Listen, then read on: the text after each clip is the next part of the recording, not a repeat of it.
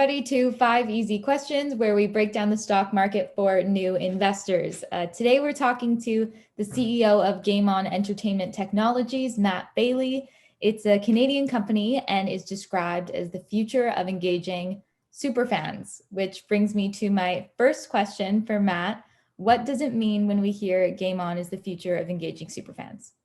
So what it means first is I want to explain the problem that we're solving. So the big problem for media, so for TV networks, teams, leagues, broadcasters, OTT platforms, is that viewership is dwindling. It's declining at a fast and rapid pace, especially for a younger audience. And millennials and Gen Z aren't watching.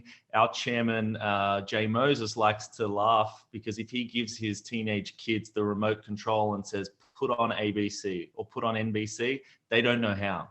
And that's a huge problem. That's a big problem. So we're helping these content providers make their content more engaging and social through things like gamification, prediction games, B2B technology that we're plugging into their environment, their apps, their TV apps, mobile apps, website, via white label. And we're helping them re-engage the super fans that they're currently losing. Awesome. Does online gambling fit into your business? So we're at the free-to-play part of the funnel. So we're not pay-to-play. There's no pay-to-play products currently in our arsenal. But we can work with sports books. We have some discussions going on with sports books to be the free-to-play part of their funnel. So we don't want to be in that kind of regulatory environment of needing licenses and rolling out pay-to-play products, but we can be working with a sports book at their free-to-play part of the funnel. Cool. Could you give me, what's an example of one of these interactive kind of games? What does that look like?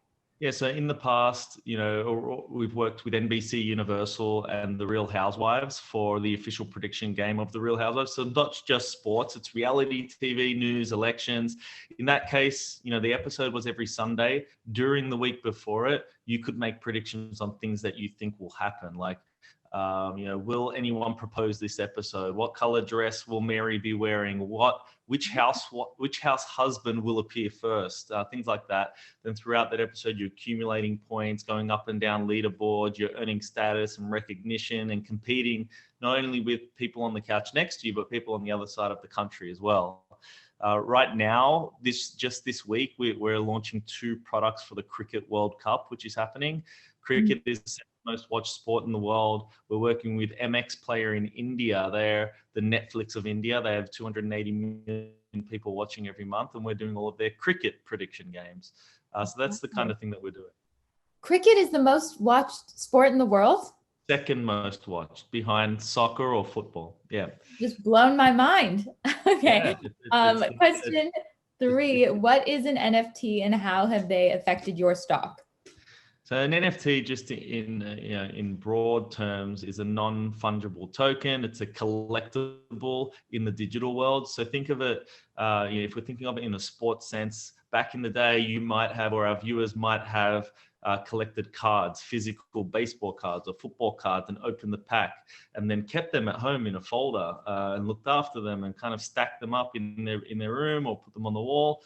You can now do that in a digital sense. So it's collecting similar things, moments, highlights, player cards, just in a digital world, and you can showcase them in your digital wallet, but you can also sell them as they gain value over time.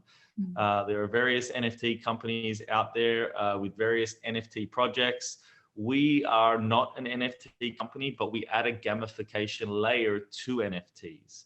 So, if a sports league, for example, FIFA or the NBA or La Liga in Europe, name any league, if they were currently allowing fans to buy and sell NFTs on a marketplace, we would then enable those NFTs to be used in a prediction game or in some other kind of gamification experience. So you cannot just showcase them in your wallet, you can now almost drag them across to make a prediction or to enter a game and then potentially win more of those collectibles and NFTs. So we just did a deal and announced it this week with an NFT project called Chibi Dinos.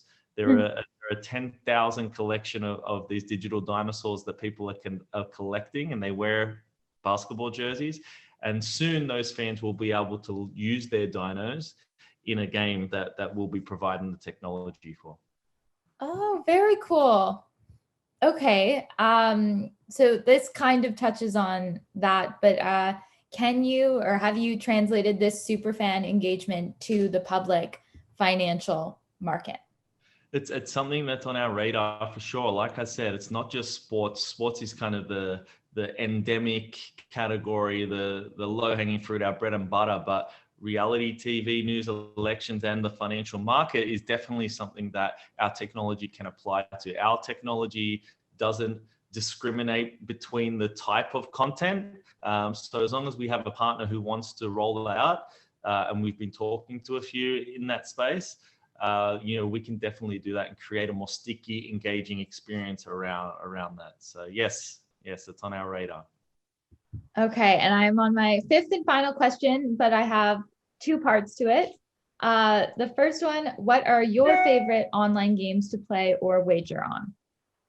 So I wasn't a huge gamer growing up, and still am not a huge gamer now, but the games that I did play, funnily enough, have a role in GameOn as well. So I used to play FIFA a lot with my cousins because they were big soccer fans. And our chief product officer, Santi, actually worked at EA Sports for 10 years building that. So it's funny that comes up in a lot of conversations. The other one that I think we all experienced growing up was Grand Theft Auto. And again, our chairman, Jay Moses, greenlit the original Grand Theft Auto. He was on the original team that brought that to life. He was the president of the company at the time, and he's still on the board of Take-Two Interactive today. So it's a true story. I played those games, but then, they'd be happy to hear me say that as well. And then, if I'm in a state where it's legal, and I grew up in Australia where sports betting was legal, I'll often put a $10 bet on and have fun.